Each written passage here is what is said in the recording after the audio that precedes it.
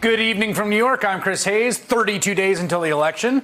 And with us very close, we've been hearing a lot about misinformation lately, the danger it poses in this very tense and heightened political climate. And I think the term misinformation, which is a perfectly fine term, doesn't quite do enough to capture what is happening with one half of the American two-party system. Outright brazen, dangerous, ludicrous lies, in denial of the most obvious reality, the one you can see before you. That has become not just the primary tactic for Donald Trump and J.D. Vance's running mate, but the operating principle increasingly for the entire Republican Party across lines of faction. Just listen to this telling exchange on the economy.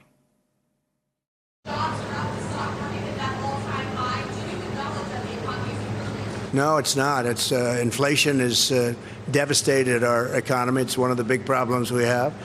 And on jobs, we have the illegals have taken more jobs than anybody else. You have illegals coming in and they're taking the jobs.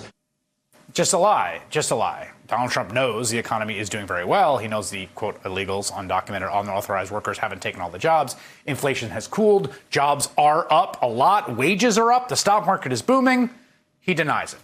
As if by repeating the lie enough times, he can just change the underlying reality itself. That's the idea here.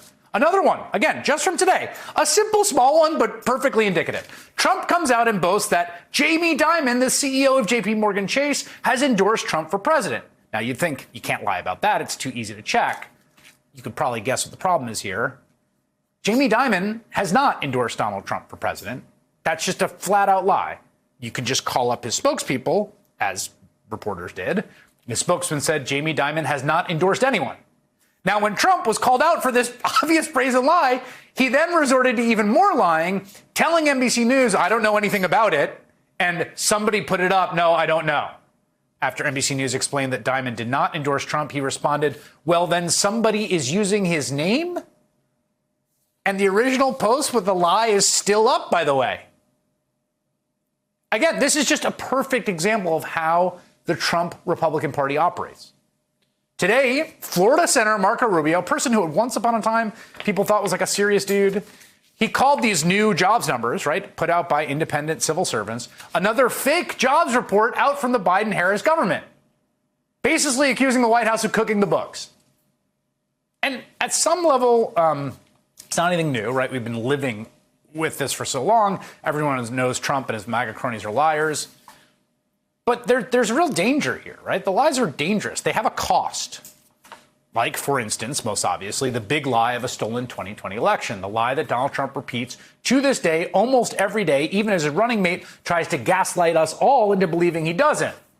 And that lie caused the deadly January 6th insurrection, election workers to flee their homes due to threats of violence. It is the means through which Trump may be priming supporters to do it all over again a month from now. In fact, he seems dead set on that if he loses. There's also Trump's disgusting blood libel directed to Haitian migrants, racist lies about folks stealing and eating pets. That directly led to a series of bomb threats and fears for safety in Springfield, Ohio, and workplaces and in schools. And it's a lie, by the way, that J.D. Vance admits is a lie.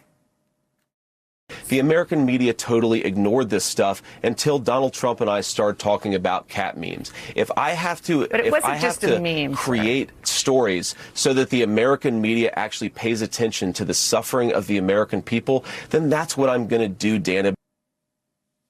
Make stories, right? So that claim about Haitians is probably the most notable. But again, Trump's dangerous, violent lies about migrants is an everyday occurrence, right? They don't end there with graphic and violent rhetoric. We're releasing migrants into our country, but these are killers. These are people at the highest level of killing. They'd cut your throat, and they won't even think about it the next morning. They won't even think about it. And these people are all over the place, and they're killing people. I could go through the stories, and I won't. But all over, sometimes I do.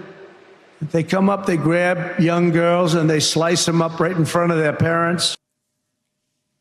Now, these are dangerous things to say, and they are incitement of a sort. And the exact same thing is happening with the lies that he's been pushing around Hurricane Helene.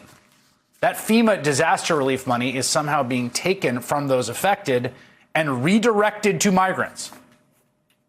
So we now have no money that was supposed to be used for tragedy, for hurricanes. And this was a tragic hurricane. This was maybe the worst hurricane we've ever had. And he's got no money. And we said, what happened to all the money? They were given billions for this. He spent it on illegal migrants coming into the country, a big percentage of which are murderers. So we are poisoning our country. Our country is being poisoned. Our country is being ruined. It's being ruined by these people. And they took billions of dollars and used it for settlements of people that came in, many of which are criminals. Again, this is fabricated. It's made up. It's a lie. In fact, the only president that took FEMA money for migrant detention was Donald Trump when he was president. But it's just an alternate reality, right? This is now gospel among a certain percentage of the population. And the message is sticking. Voters are buying the alternate reality he's selling. A voter asked him about it at his rally just last hour. And again, he lied again.